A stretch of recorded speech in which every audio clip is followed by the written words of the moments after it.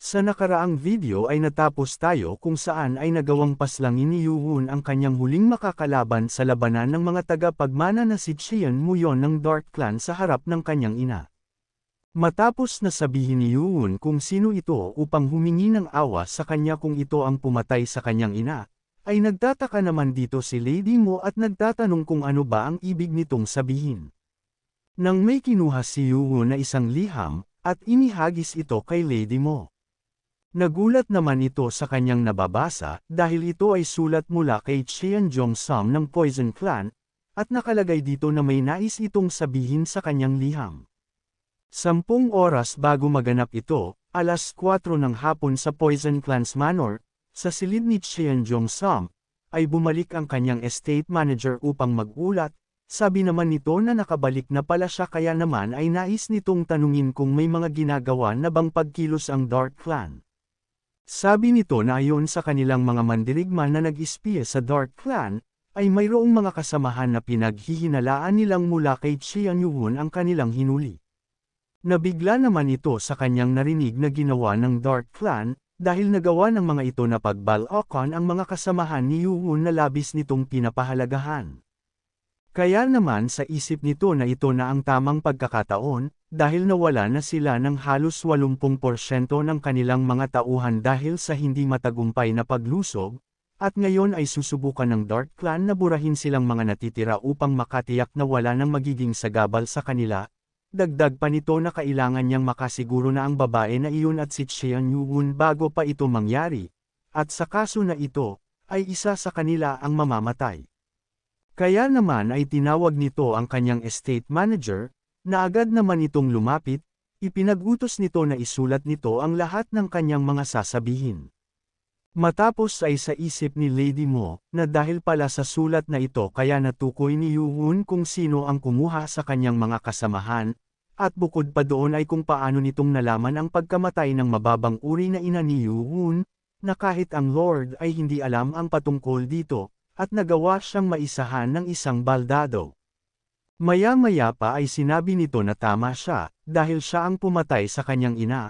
Matapos ay sinigawan nito si Yoo-won na ngayon na alam nitong siya ang pumatay, ay ano na ang gagawin nito, kung hahayaan ba nitong lumunin siya ng galit at patayin ang anak ng kanilang Dark Clan at kasama na din siya. At paanong ang kagaya nitong mababang uri ay nagawang kalabanin siya, ang kanyang matandang kapatid. Ang First Council Elder ay hindi hahayaan ang pangyayari na ito. At kapag may ginawa itong hindi maganda, ay pagpipire-piresuhin siya nito pati na din ang kanyang mga kasamahan, nang bigla naman inatake ni Yoo-won ang mata nito.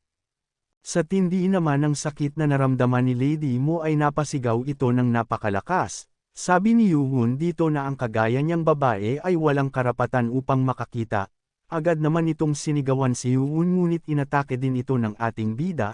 Dagdag ni Yoo-won na kahit ang makapagsalita ay wala din itong karapatan, napayuko na lang dito si Lady Mo.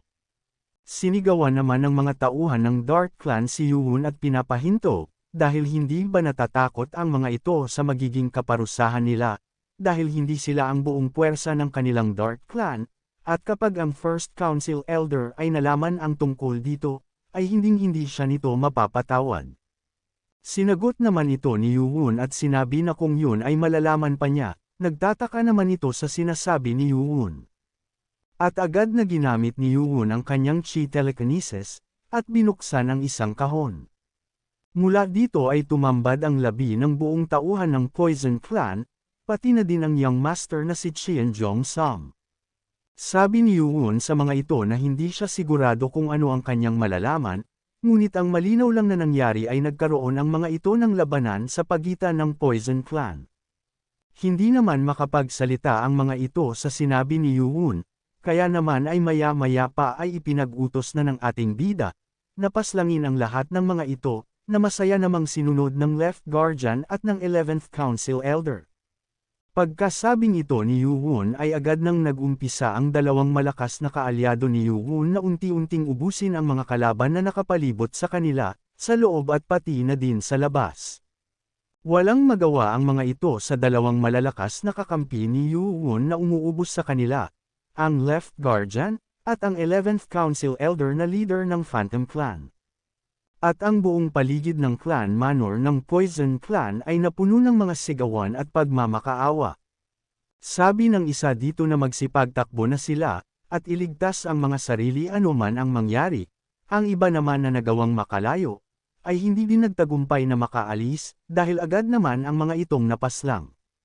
Sobra naman ang nararamdamang paghihinagpis ang mayroon kay Lady Mo, dahil sa naririnig nito ang pagmamakaawa at pagsigaw ng kanyang mga tauhan, at ang mga ito ay namatay ng sobrang sakit. Agad naman siyang tinapakan ni Yuun sa kanyang ulo, at sinabi na pag natapos na nitong mapakinggan ang mga sigawan at pagmamakaawa ng mga ito, ay siya na ang huling isusunod.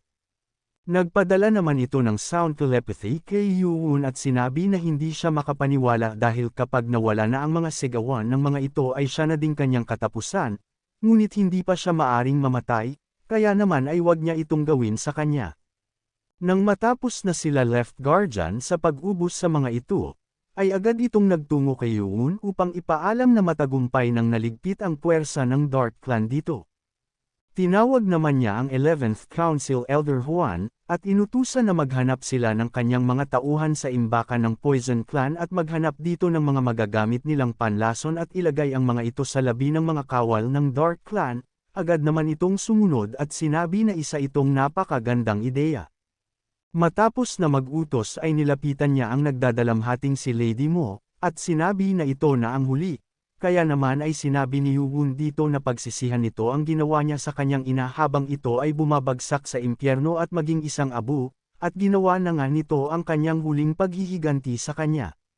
Sa sumunod na araw, ang Demonic Cult's Castle ay ginulat ng isang balita, na ang Poison Clan na matagumpay ng napahinamula sa pakikipaglaban nito sa Dark Clan, ay ngayon ay lahat ng mga ito ay naubos na. Ngunit ang nakakabiglang balita patungkol sa Dark Clan, dahil may tinatayang halos 200 bangkay ng mga kawal ng Dark Clan ang nalusaw dahil sa pagkakalason, at ito ay labis na nakakatakot dahil ang Poison Clan ay alam kung paano maghiganti, at kapag ang leader ng Dark Clan ay makabalik ay magkakaroon ng isang malaking kaguluhan, ngunit ano ang kanyang magagawa kung ang buong Poison Clan ay patay na? Sa Flying Phantom Clan naman sa opisina ni Huan Yui, ay nag-report naman ang tauhan ng Flying Phantom Clan sa 11th Council Elder at sinasabi na ang kanilang mga inutusan upang lumabas sa mga kalsada ay nakabalik na, at gaya nga ng kanyang inutos ay nagpakalat sila ng mga balita upang ang atensyon ng mga tao ay matuon sa Dark Clan. Sa isip nito ay napapahanga siya kay Yuun, dahil nakaplano na sana nilang gawin ang manipulahin ng mga impormasyon ngunit ang kanyang inutos ay mas nakakabilib. Dagdag pa nito na hindi na siya makapaghantay na makita ang reaksyon ng Dark Clan leader sa kanyang pagbabalik. Sa labas naman ng guest house ng Flying Phantom Clan, ay nag-aabang si Yuun sa balita patungkol sa kalagayan ng kanyang gwardya. Sabi ni Heobong na sigurado siya na pagod ito dahil sa mga nangyari kahapon, ngunit naghahantay lamang ito dito ng magdamag sa labas. Sabi ni Wang Hul na hindi nito nakita ang kanyang pinuno na nag-alala ng husto. Kung umabot ka na sa parte ng video na ito ay maaari lamang na i-click ang like at super thanks sa baba bilang pagsuporta. Maraming salamat. Nang nagulat naman si Yuun dahil nagbukas na ang silid, at mula dito ay lumabas si Dr. Beck, nagtaka naman ito dahil nakita niya dito si Yuun, kaya naman ay tinanong niya ang ating bida kung naghihintay lang ba ito dito ng buong magdamag. Ngunit di naman siya sinagot ni Yuun bagkus ay tinanong siya kung ayos na ba ang kalagayan ng kanyang gwardya.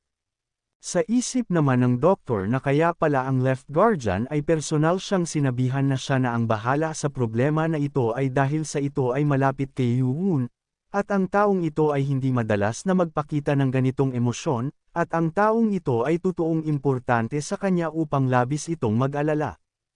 Kaya naman sinabi nito kay Yuun na mahirap itong sabihin sa kanya, ngunit lahat ng kanyang mga ngipin ay natanggal, at mukhang hindi na ito makakakain pa ng ayos sa kanyang buong buhay. Napanginiti naman si Yuun nang sinabi ng doktor na huwag na itong mag-alala dahil makakaligtas naman ito dahil ang kanyang gwardya ay matindi ang kagustuhan upang mabuhay. Binabati naman ng kanyang mga kasamahan si Yuun at sinasabi na masaya sila sa naging balita dahil sa buong gabi na itong nag-aalala. Sabi naman ng mga ito kay Yuun habang naglalakad, ay kung bakit hindi muna ito magpahinga. Sabi ni Wang Hul na sa tingin nito na makakaya na nitong makapagpahinga dahil sa naging maayos na si Guardiang at kailangan na lang nito ng mga kaunting paglunas at pahinga. Sumang-ayon naman dito si Heobong at sinabi na magpahinga muna ito dahil sa hindi ito natulog ng magdamag. Sinagot naman sila ni Yuwon at sinasabi na sa tingin nito ay wala na siyang panahon para doon, dahil ayon kay Council Elder Huan, ang Lord ay malapit nang makabalik sa kanilang demonic cult, at bago yun ay nais niya munang makasigurado ng dalawa pang titistigo sa kanya. Nagtataka naman ang mga ito dahil sa pagmamadali ng ating bida, sabi ni Yuwon na dahil sa wala ang Lord at mga leader ng mga main clan ay madali lamang nitong napaslang si Lady Mo nang walang kahirap-hirap, ngunit kapag ang mga clan leader ay nakabalik na, ay hindi nila hahayaan na may gawin pa itong iba, kaya naman ay ngayon pa lang ay dapat na itong makapaghanda. Sabi ni Heobong na sa ngayon ay may 4 na council elder kasama siya ang nandito ngayon sa demonic cult, at dahil ang 11th council elder ay nagbigay na ng Jade Medallion sa kanya, ay sa tingin nito na ang 9th council elder ang pinakamadaling mapapayag. Sabi naman dito na pupunta sila sa 9th council elder kapag si Samachok ay nakapagpagaling na. Sabi naman ni Wang Hul dito na ang pinili nito ay ang 10th council elder, na sinang-ayunan naman ni Yuwon at sinabi na ngayon ay magtutungo sila sa Hazy Demon Sword Clan. Si Yeon Muhua ay ang nag-iisang babaeng council elder, bukod sa 4th council elder ng leader ng Sound Clan, ang Hazy Demon Sword Clan, ay tinatawag na clan ngunit sa totoo lang ay siya lamang ang nag-iisang martial artist sa kanyang clan, at ang kanyang clan manor ay pinapanatili lamang ng maliit na bilang ng mga katulong. Sinasabi na mayroong 2 tao sa loob ng demonic cult, na kahit ang Lord ay hirap na mapakisamahan dahil sa hindi masabing mga personalidad. Ang una ay ang 11th Council Elder Huan Yui, at ang isa ay ang 10th Council Elder na si Yeon Muhua. Ang 10th Council Elder ay hindi lumalabas ng kanyang clan manor hanggat hindi ipinag-uutos ng Lord, at hindi ito tumatanggap ng kahit na anong bisita, ngunit sa isang hindi masabing dahilan, ay kada ilang taon ay sinasabi na siya ay nakikipagkita sa mga leaders ng Sword Clan at Dark Clan, nagtataka naman ito sa sinabi sa kanya ni Left Guardian. Sabi nito na ang mga ito ay palaging pumupunta sa labas ng kanilang clan castle, sa tuktok ng isang bundok malapit dito, sinubukan nilang magpadala ng mga tauhan upang manmanan ang mga ito dati, ngunit dahil sa bihasa ang tatlong ito, ay ang mga espiya ay di nagagawang makalapit sa mga ito. Ang mga pagkilos nito ay kaina-hinala ngunit hindi naman ito lumalabas ng kanyang clan manor, kaya naman ay tinigilan na ng Lord ang magpadala dito ng espiya matapos ang 7 taon. Wala itong mga kasaling faction na masasabing sa kanya at mga nagawang kakaibang ambag, kaya naman ay nanatili lamang ito sa ibabang ranggo ng mga council elder, ngunit ang kanyang martial skill ay mas mataas pa kaysa sa kanya. Napasabi naman si Yuwon na mas malakas pa ito sa kanya, na sinang-ayunan naman ng Left Guardian, dagdag nito na ang kanyang lakas ay hindi makakaila, ngunit sa kanyang pagiging misteryosong personalidad, ay mas madali kung ibang council elder na lang ang kanyang kausapin. Di naman nagtagal at nakarating na ang mga ito sa Hazy Demon Sword Clan, matapos ay agad naman na kumatok dito si Heobong at tinatanong kung may tao ba sa lugar na ito. May lumabas naman dito at tinatanong kung ano ang nagdala sa mga ito dito. Sinagot naman siya ni Heobong at sinasabi na kasama nila ang 12th Council Elder na si Chian Yuwon ng Demonic Cult, at naparito sila upang makita at makausap ang 10th Council Elder, kaya naman ay sinabi niya na agad nitong sabihin ito sa kanilang clan leader. Nagdududa naman nitong tinitignan si Yuwon, sa isip nito na masyado pa itong bata upang maging isang Council Elder. Sa isip naman ni Yuwon na tingin nito na alam niya na ang iniisip nito, kaya naman ay inilabas na niya ang kanyang Jade Medallion upang maipakita, kaya naman ay sinabi nito sa ating bida na magmamadali na itong sabihin ngayon din. Maya-maya pa matapos nitong sabihin sa 10th Council Elder ang nais ng mga ito, ay malungkot naman itong lumabas. Humingi naman ito ng pasensya sa itatanong nito, ngunit sabi nito kay Yuwon kung ang Lord ba ang nagpapunta sa kanya dito, na agad namang sinabi ni Yuwon na hindi ang Lord ang nagpapunta sa kanya dito ngunit ang kanyang kagustuhan lamang. Pagkarinig nito ay sinabi niya na ang kanilang clan leader ay sinabi na hindi ito makikipagkita sa kanya kung hindi ito ipinag-uutos ng Lord.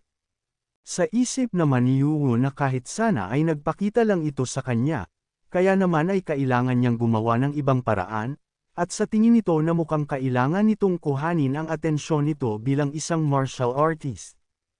Kaya naman ay agad itong nagpalabas ng malakas na aura sa kanyang katawan.